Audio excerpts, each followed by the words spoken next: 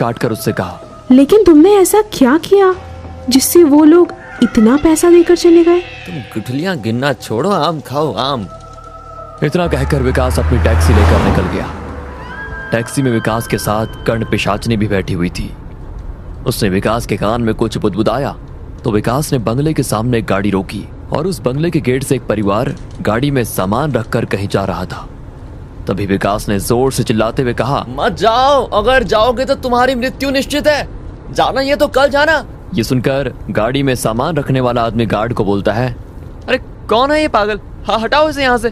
तभी उस आदमी की औरत कहती है, आज सुबह से ही मेरे मन में कुछ डर जैसा लग रहा है और उसमें ये आदमी अचानक से यहाँ आकर ऐसी बातें कर रहा है।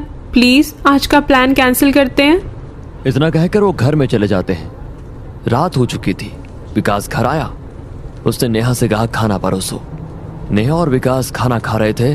तभी कर्ण पिशाचनी ने विकास के कान में कुछ कहा और विकास खाने की थाली वैसे ही छोड़कर घर के बाहर निकल गया और थोड़ी देर से फिर से घर आया तो उसके हाथ में दारू की बोतल और कुछ खाने का सामान था।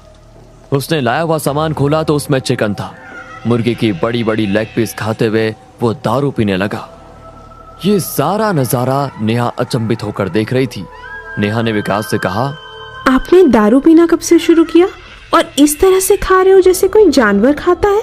उसकी बात सुनकर विकास उठा। उसने नेहा को जोर से थप्पड़ मारा और कहा, तू मुझे किसी चीज के लिए नहीं रोकेगी और रोका तो तेरा यही हाल करूंगा मैं। एक और बात, आज से तो दूसरे कमरे में सोएगी। दीवार के पास पड़ी नेहा ये सब कुछ देखकर रोने लग जाती है। सुबह हो गई थी।